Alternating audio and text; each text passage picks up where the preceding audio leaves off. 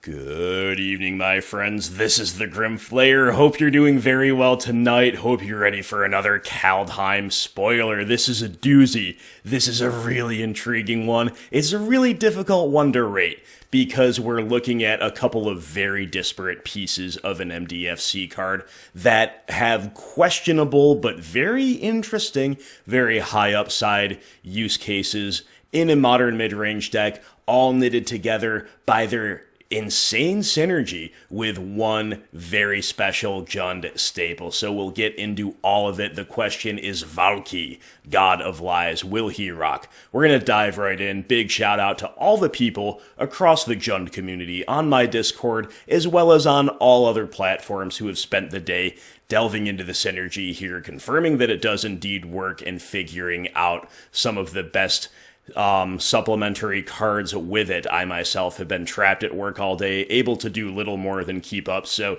here I am summarizing and relaying information to you. Without any further ado, thank you for watching, and let's dive right in. Let's take a look first at the front half at Valki, God of Lies. Valki is a legendary god for 1 gray, 1 black. He is a 2/1. Not very impressive stat so far, especially for a god. But let's read on. When Valki enters the battlefield, each opponent reveals their hand. For each opponent, exile a creature card they reveal this way until Valki leaves the battlefield. So this is kind of like a bad Tide Hollow Sculler effect in a couple different ways. Number one, Tide Hollow is getting any non-land card. Valki is limited to creatures. This is a big deal because many of the cards that would answer Valki or Sculler or similar cards are themselves not creatures, and generally speaking, a deck like Jund, where we're considering Valki, has plenty of kill spells for creatures. It might be other things we struggle to answer a little bit more, so don't get it twisted. Valki is definitely a worse Sculler in regard to its ETB in a vacuum, and also the stat line, Valki not a true bear, dying to ping effects, right? But Valki has one other very interesting ability. It is an activated ability for X. Choose a creature card exiled with Valki with converted mana cost X. Valki becomes a copy of that card. So that is something that Tide Hollow Sculler most certainly cannot do. And if you think of playing Valki, again, in a vacuum, in the context of a Jund deck, but not considering the backside, not considering other synergies yet, well, let's go turn 1 discard, look at their hand. Okay, now we know there are some targets for Valki. Then we can go turn 2 Valki. What do we do on turn 3 then? Well, maybe if they don't have answers, we can continue junding them out, and we can have Valki as kind of a 2-for-1 until they find an answer that is starting the beatdown. Or we can maybe become something else, become something other than the God of Lies, at least temporarily. Now, what 3-drop creatures that we would like to exile in general could Valki become? If you guessed Uro, Titan of Nature's Wrath, ding ding ding, you are the winner. That's right, discard into Valki, exiling your Uro into turn 3, become the Uro, attack you, draw a card, gain 3 life, put a land card onto the field. You know what? Who's the fire deck now, am I right? So Valki, God of Lies, able to be a worse but also better, maybe a lower floor, higher upside is a good way to look at it, version of Tide Hollow Sculler, which is not the worst thing in the world in a Jund deck, not by far, especially if you are building a Jund deck where every threat, let's just say for the sake of argument, you're leaning heavily into Bobs and Goyfs and Scoozes, sounding more like a rock deck, but just to illustrate the point, is a must-answer threat. If Valki can be one in a series of efficient threats that can take over the game or run away with it if left unchecked, that is definitely something interesting, and the use case against Uro is incredible. You are forcing them to have an answer for Valki, and if not, you've dealt with their Uro, you might even become their Uro, so it's very, very intriguing. Obviously, taking away any creature is going to force the opponent to play the game your way. Maybe you can become it, maybe you can keep it exiled for a very long time, enough to get ahead, maybe you can go back to junding them out after having resolved Valki, but the front half of the card, well, let's not get it twisted, let's not oversell it. I don't think we would really play it in isolation over existing Jund threats, it can definitely play the Jund game in a very intriguing way. Now let's take a look at the back half of the card at Tibalt himself, the legendary Tibalt, Cosmic Impostor. I'm going to show you alongside Renin 6. That's not the secret synergy card we've been waiting to reveal, but it is just an example of how the games can go really long in Jund. You can actually make 7 land drops, most commonly with the assistance of Renin 6 looping fetch lands, and then in a long, grindy game, you can cast Tibalt. Stranger things have happened. It's not that unreasonable at all. So, would we ever play a 7-drop Planeswalker with the express purpose of ramping, not even ramping, of just making land drops with Renin 6 until you can do it? No. But again, you've got the front half, you've got the synergy we'll talk about in a moment, the synergy allowing you to cheat Tibalt out far ahead of schedule. But let's just look at it in a vacuum. What does this feel like as a grindy value Planeswalker? Well, frankly, despite the high casting cost, it feels incredible. As Tibalt enters the battlefield, you get an emblem. Let's just stop there. As the Planeswalker enters the battlefield, you get an emblem. Now, for 7 mana, you gotta expect some crazy stuff, but let's just focus on how crazy that is.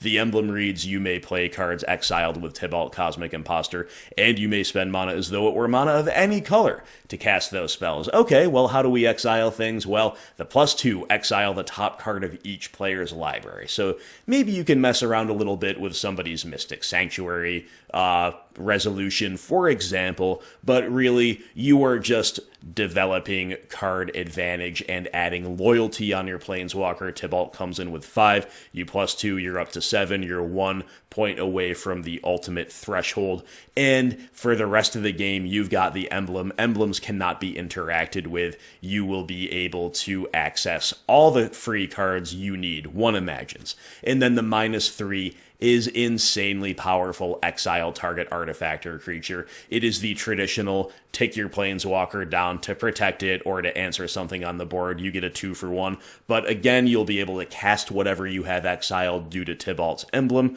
so really the 2-for-1 will become a 3-for-1 unless you lose the game immediately after resolving Tibalt. And interestingly, we are in the Rakdos colors. A Rakdos spell being able to answer either an artifact or a creature is something we have come to expect.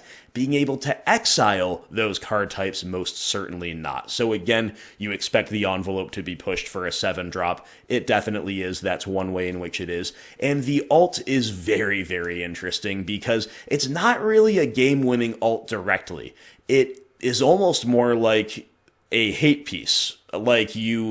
If you somehow, the opponent's deck is so grindy with maybe such recursive graveyard value that you can't outgrind it other ways with Tibalt, well, you can -8, exile all their graveyards, stop what they're doing. You even get a little tempo back. You get to add triple red and go completely crazy with casting spells from it. Because again, everything you exile with any of these abilities is something you can then cast via the emblems. So, again, we do expect a 7-drop Planeswalker to be able to take over the game.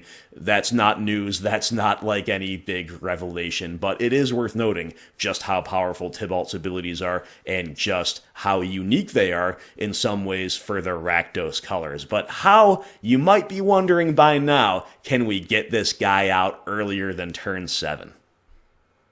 Well, my friends, I am happy to report that it is with the most iconic Jund card, arguably, of all time. It is with Bloodbraid Elf. This is it. You don't have to play some janky cards that are not any good on their own. No, you get to play one of the most core, one of the most proven, one of the most powerful, and one of the most feared Jund cards, and you get to really abuse the design of NDFCs while doing so in this context. So Bloodbraid Elf, of course, is a 3/2 for 4 with haste and cascade. If you were just looking at Tibalt as a standalone, you can't cascade into a 7-drop. What are we doing? But flip back to Valki, the god of lies, very deceptive, and this is exactly what's going on here, some good old-fashioned deception. So, the way Cascade works is when you cast a spell, you exile cards from the top of your library till you exile a non-land card that costs less. So you are checking to find a spell that costs less than 4. Valki is considered a 2-drop because Valki is the front half of the MDFC. That is how MDFCs work, therefore Valki is a legal cascade off of Bloodbraid Elf. But then if you go back to the cascade text, so we've cascaded, Cascade has got on the stack after Bloodbraid goes on the stack, Cascade resolves, we're looking for cards, the first one we find is Valki. Then, next, you may cast it without paying its mana cost, and when you cast an MDFC card, you get to choose what side it is, and whether it's 2 or whether it's 7, you do get to cast it, and you do get to do so without paying its mana cost. So everything that I just said, remember the breakdown I just gave you on Tibalt's abilities, imagine doing normal Jund things. You're going turn 1 discard, turn 2 whatever, removal threat, maybe more discard while developing your land, maybe Renin 6. You've got turn 3 Lily of the Veil, Seasoned Pyromancer, you got all kinds of things, maybe you double spell. Turn 4 Bloodbraid Elf, you're already, forget about this video for a moment. Just think about how much of a great Jund curve out that almost always is, and then imagine cascading into this guy. Oh my goodness, what a Junding out is in store, what a value dream, and how cool. Really, this stuff, it's just super cool. No matter how viable it ends up being, you gotta give it that.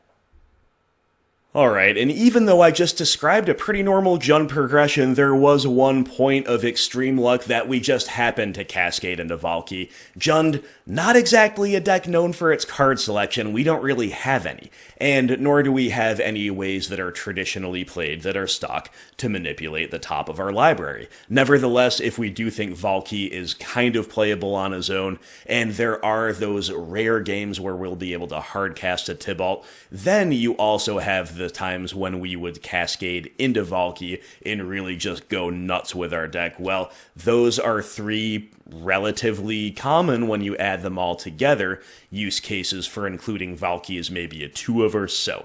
But can we do better? And with the advent of Witch's Cottage from Throne of Eldraine, maybe, just maybe, we can. Now, ever since this card was printed, especially when people started seeing Mystic Sanctuary take off, but even before that, even upon its printing, I've had a lot of people ask me, Grim, should we play Witch's Cottage in the Rock, in Jund? Is this a good card? I have always leaned on the side of no, but I have always acknowledged how this is kind of close, and there is probably some kind of shell somewhere that will want it very badly at some point, and I don't know that this is something that we should warp our mana base heavily around, but it is worth noting that Witch's Cottage can put Valki, if Valki is in the graveyard that is, on top of the library, thereby guaranteeing Bloodbraid will cascade into it if we have that Bloodbraid in hand. So, Witch's Cottage enters the battlefield tapped unless you control 3 or more swamps. That in and of itself necessitates us making the mana base a little bit more swamp heavy,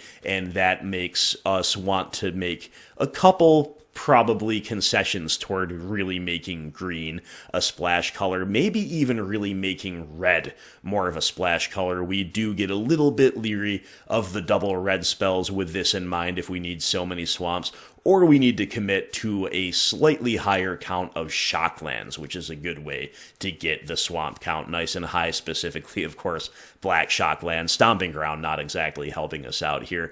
But, moving away a little bit from something like Kroxa, all else being equal, could also be a good idea because you're just taxing your own graveyard that much more with this type of thing. But anyway, Witch's Cottage itself is a swamp, so therefore it can be fetched off of these fetch lands. So a high number of fetch lands and shocklands looks like the best way to edge in the direction of Witch's Cottage here. And the interesting thing about this is Valki as the pseudo Tide Hollow Sculler of the deck, when you're just deploying him from hand in the early game, really does incentivize the opponent to kill him, and therefore it can be in a perfect position to be bought back by Witch's Cottage at some point, maybe in the mid-game, or maybe even as early as T4 for that Bloodbraid Elf on curve.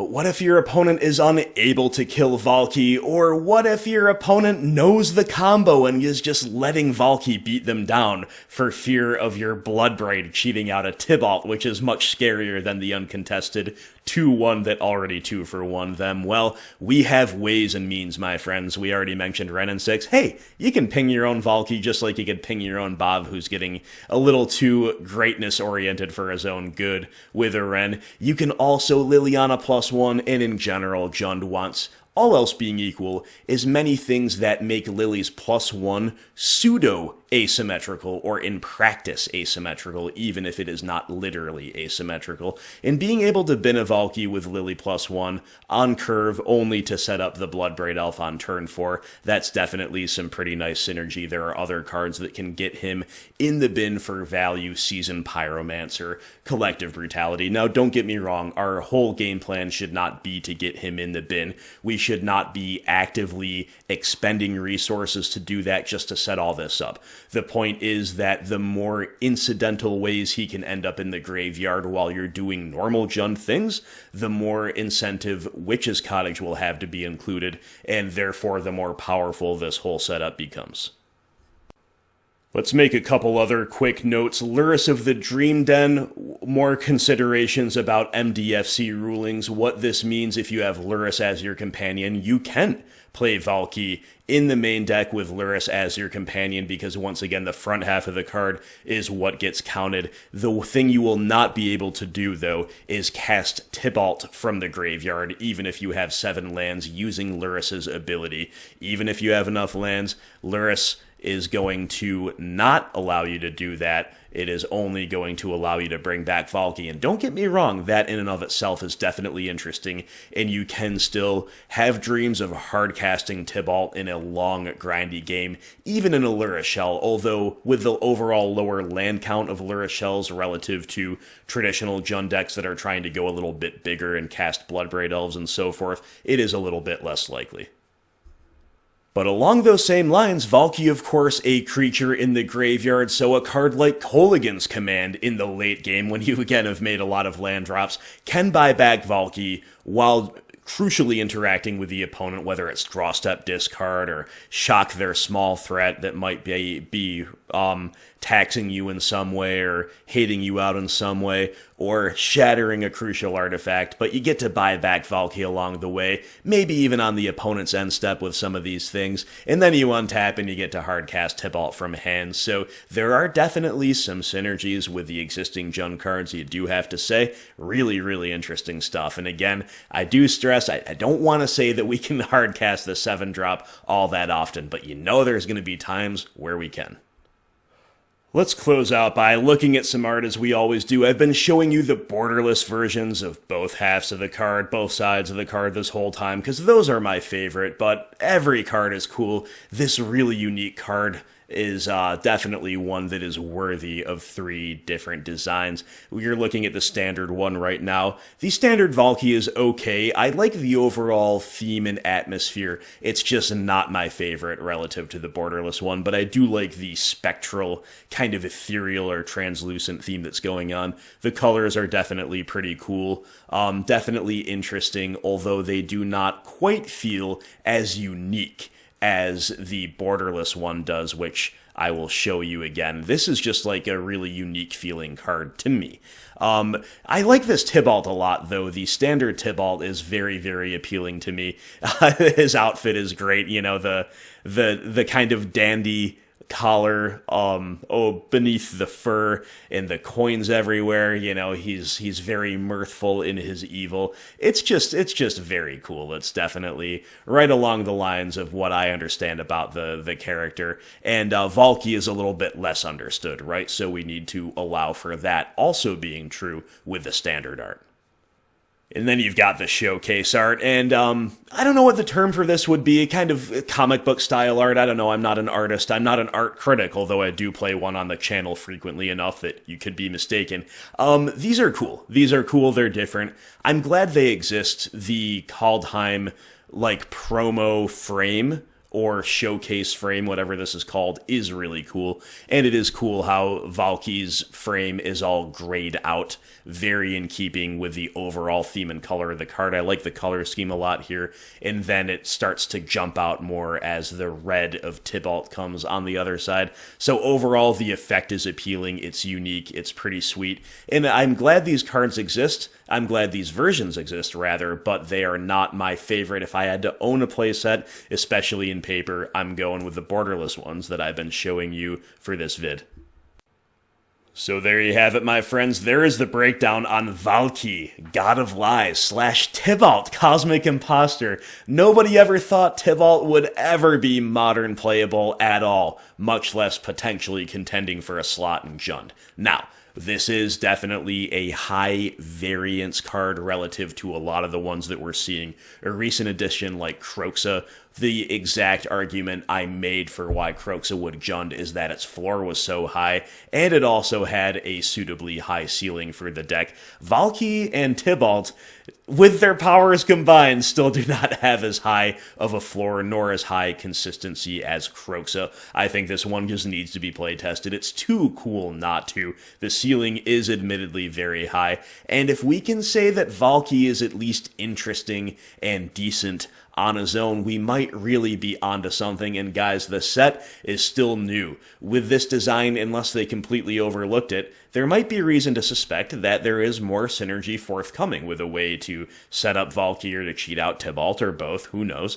And like I said near the beginning, at least I meant to if I didn't, with Modern Horizons 2 in the works, maybe there will be other ways, more powerful or easier to fit, or both relative to Witch's Cottage, to put Valki on top of our library. Who knows? But until then, my friends, we will have to give the God of Lies some good old testing. I hope you enjoy these theory videos and the spoiler coverage. Thank you once again to all the people who figured out this interaction and who were exploring it all day while I was hard working at my day job. But I came straight home, fired up the recording software, and recorded this for you. So if you didn't know, now you know. If you already knew, I hope this was fun anyway. Thank you for watching. Stay tuned for more spoilers. And hey, check out that Modern Horizons 2 coverage I've started doing if you haven't done so as well. That has been a lot of fun. Until the next video, my friends, have a great night. I will talk to you soon.